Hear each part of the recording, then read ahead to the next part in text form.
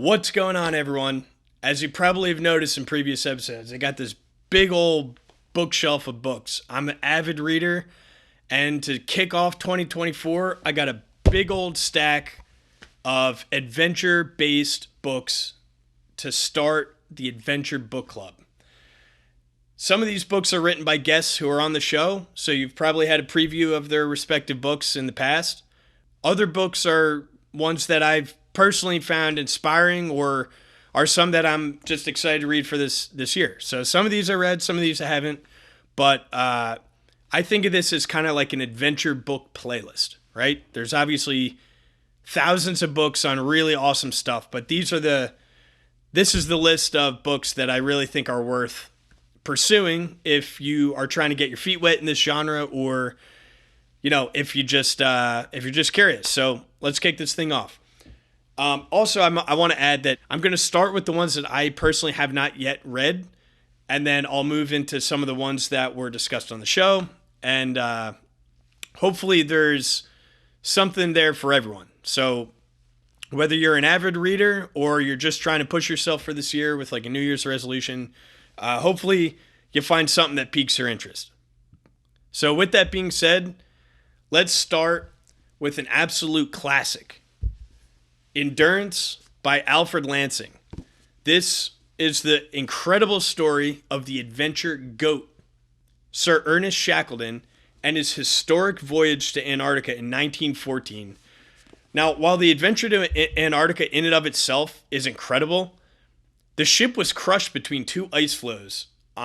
They were only about a day away from their ultimate destination of the South Pole.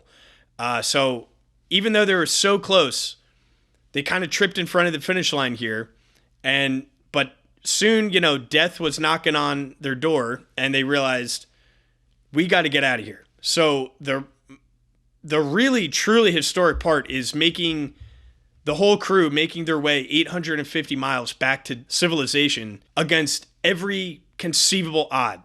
I've personally yet to read this, but it is by far my number one book that I look forward to reading this year. It's been on my list for a while, and I'm finally getting around to it. It recounts the incredible and almost unbelievable resilience that Shackleton's crew had to endure. I'll report back when I finish, but it's worth noting that this book has a remarkable 4.3 rating on Goodreads with over 125,000 reviews. I can't wait. Next on the list is actually a pair of books, but these two are written by Charlie Walker. The first of which is On the Roads That Echo, A Bicycle Journey Through Asia and Africa. That's this one right here. And the second one is Through Sand and Snow, a 40,000-mile journey into adulthood via the ends of the earth. Both of which are written by Charlie Walker. And for those who don't know, this guy has an absolutely wild background. He was arrested in a Russian prison recently. He traversed over 600 miles over the Arctic portion of Siberia, which oftentimes was well below minus 40 degrees Fahrenheit. And he traversed Papua New Guinea by foot and paddle, and plenty of other stories. And these two books describe Walker's travels all over the map with what he's learned, having ingrained himself in all these different cultures, with plenty dangerous and death-defying experiences along the way. For those interested in hearing from Charlie directly, he has he discusses his travels at length on the very popular Joe Rogan podcast. So check out the link in this description below to give it a listen. But it's definitely one of my favorite episodes on that podcast. The next pair, this is also another pair of books, both written by Alan Corcoran. It's Marathon Man, My Life, My Father's Stroke, and Running 35 Marathons in 35 Days, as well as Unsinkable, Cancer, 5 Boats, and My 710-Kilometer Sea Swim. So this guy, he's an Irishman. He, as the book entails, 35 marathons over 35 days, very impressive feat. And the really interesting part is he does all of this stuff as in paying homage to his father, who has gone through tremendous adversity and ultimately, I won't spoil it, but he had a stroke and he had other impediments along the way. So he does all of this as a tribute to him, which I think is really remarkable. And they are definitely no easy feat. So I'm also hoping that maybe, just maybe, I'll get Alan on the podcast for an episode. So I'll keep you updated with that as well. Next on the list is In Order to Live, a North Korean Girl's Journey to Freedom by Yeonmi Park. This is a story of a North Korean defector who escapes the absolutely horrific and terrifying living conditions in North Korea in order to seek a better life in the U.S. and how she made her escape and all the horror that she had to endure along the way. While this isn't adventure in the traditional sense, given that, she had no other option, it's definitely a gripping account of what life is like in other places of the world that we might not be familiar with. And also, how she approached getting out of an otherwise horrible situation. And Yeonmi Park is also another guest on the Joe Rogan podcast, which another episode I can't recommend enough. So check that one out. Now, similar to In Order to Live, the next book on the list is I Am Malala, the girl who stood up for education and was shot by the Taliban. It's by Malala Yousafzai.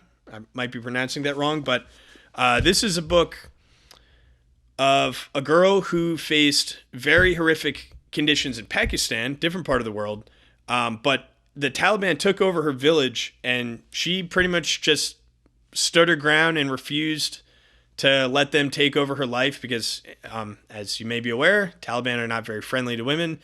So they tried to take her away her right to education, and she stood up to them. She fought for her right for that. And she was shot at point blank range on a school bus one day, coming home. And after beating these extraordinary odds, she recovered, and she's been on a mission to fight for girls' education ever since that day. So very powerful book. I look forward to reading that one as well. Now, so everything I mentioned so far are books that I have not yet read, that I plan on reading, that I'm very excited to read. The rest of the book recommendations are ones that I've personally read and I can attest that they are inspiring and definitely worthy of a read. So the next one is The River of Doubt by Candace Millard, Theodore Roosevelt's Darkest Journey. It is, for those who have been listening quite intently along this podcast journey so far, you probably picked up that I'm a big fan of Theodore Roosevelt. I love he had some very great quotes and one-liners. But this recounts the story of this guy's history of just beating these incredible odds. So this book, The River of Doubt, is a thrilling account of TR's journey through it's called The River of Doubt in the Amazon. And this was at a time when South America was largely unexplored. There was really no maps. They didn't even realize that there were people living down there. So you got to put yourself in his shoes at the time. This is like going to another planet at around the time that he went down to South America. And having just lost the election back in the U.S. as the Bull Moose candidate, he decided to embark on a journey that was strenuous and took his mind off of everything that had just happened. A common trait of Theodore Roosevelt is anytime he's had hardship in his life, he's always gone to nature and gone on these like very strenuous, very difficult adventures as a way to try to ease his mind, synchronize himself back to normality. He is a stoic example of someone who never let adversity cloud his judgment, and he has definitely had his fair share of adversity. He struggled his whole life with a chronic case of asthma. He lost both his child and his wife on the same day, and he survived an assassination attempt. So, very good book. One of my, all-time favorite people. Definitely one of my favorite presidents, if not my favorite president. Highly recommend. Next on the list is Madhouse at the End of the Earth by Julian Sancton, the Belgica's Journey into the Dark Antarctic Night. So the Belgica was the ship, and what happened, it's similar in nature to the Endurance, where they were headed to Antarctica during the Age of Exploration, but what happened with the Belgica was they got crushed and trapped in Antarctica, so they actually had to overwinter.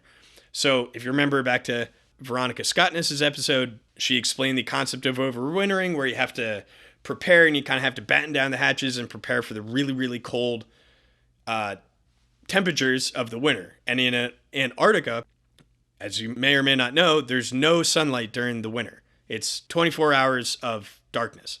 So they had to deal with that on top of their food running out. There was a lot of hardships along the way. And it really highlights the rise of Roald Amundsen. And it also shows the rise and ultimate demise of Dr. Frederick Cook, half genius, half con man. It's a shining example of resilience and leadership in a necessary time where you have to keep your crew's spirits high and you overcome the brute, unforgiving nature of Mother Nature.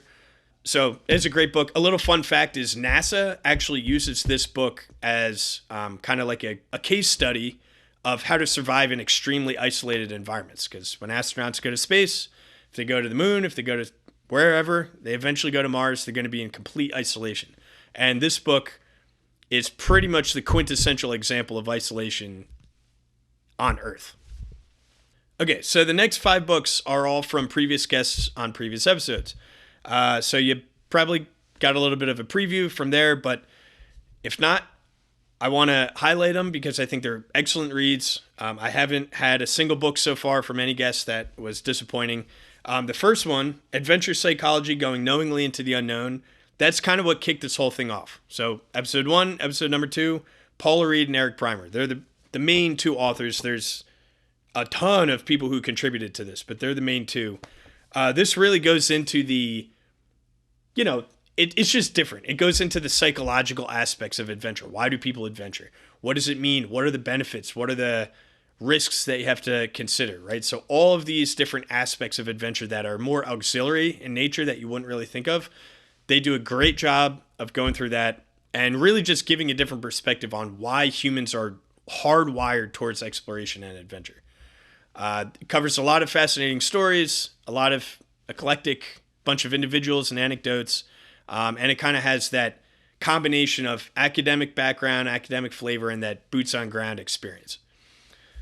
The next book is The 2 Mile Time Machine, Ice Cores, Abrupt Climate Change, and Our Future. This is actually written by Dr. Richard B. Alley, but this book provides the groundwork and lays the foundation for the research that Dr. Alison Criscitiello does with ice cores.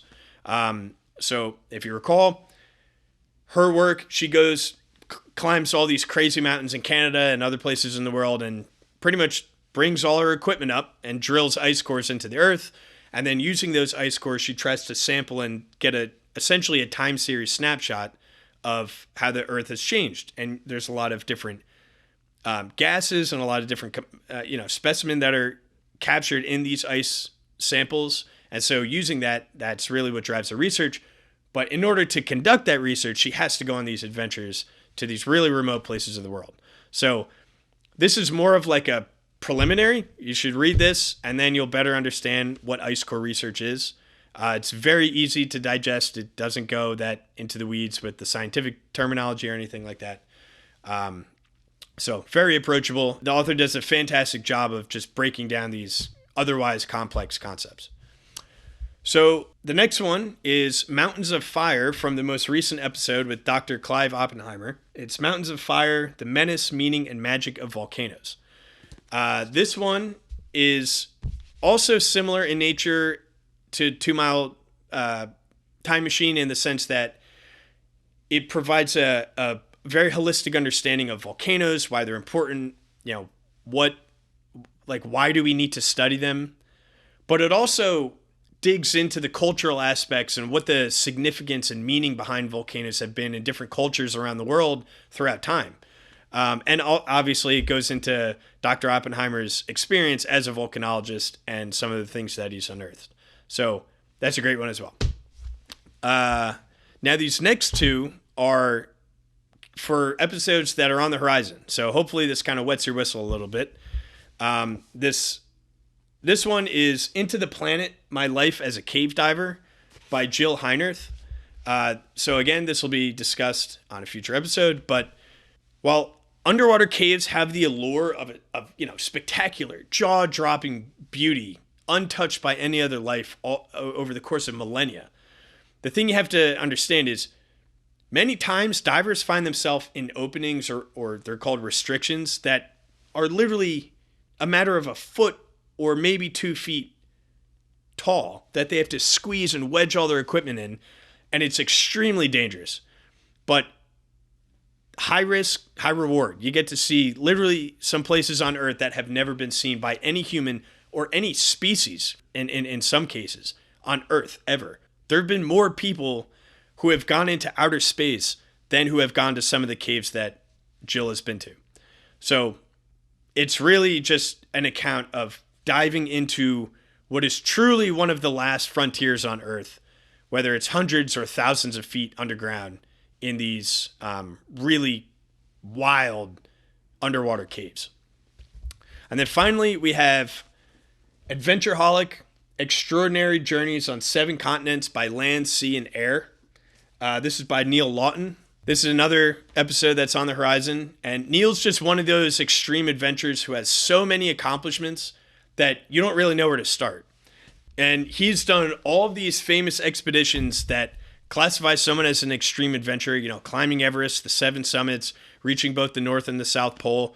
But what makes Neil unique and what makes that book unique in particular is he just has a very lighthearted outlook on life and his ability to achieve goals that are, honestly, some of them are just downright hilarious. Having the first black tie dinner party on Mount Everest or playing a game of cricket at one of the poles, not your ordinary record to be breaking, but there's countless examples of really fascinating adventures that Neil's gone on. So that's a great book. Now, an adventure book list would not be complete without the final Into the Wild by Jon Krakauer. This recounts the ultimate adventure of Chris McCandless into the Denali Wilderness in 1992. It has been an inspiration to all who have a natural propensity towards adventure. His love of life and his willingness to forego all of the luxuries that society seems to value in order to be one with nature, it's all encompassed in his diary. And Krakauer does an amazing job of, it's really an investigative journalist take, but he goes so much more into the weeds than the movie. So if you've seen the movie, I still recommend reading the book. It just gives you such an appreciation of who Chris was and what he represented and why we all should share some of that same love and passion for adventure. So I really can't complete this book list without mentioning Into the Wild. I've read it multiple times, actually. It's what inspired my bike trip. I'm sure it's inspired dozens of other people, hundreds, if not thousands of other people on their adventures. But there you have it. So that's 15 or so books for you over the next 12 months for 2024. And let me know in the comments or shoot me a message. If you have any adventure books that you think are worth reading, I would love to know. I'd love to add to this list. That's kind of the whole point of the book club. I hope one of these piques your interest, and I hope you find yourself engrossed in something interesting. So happy reading. I'll catch you on the next one. Thanks, everyone. Take care.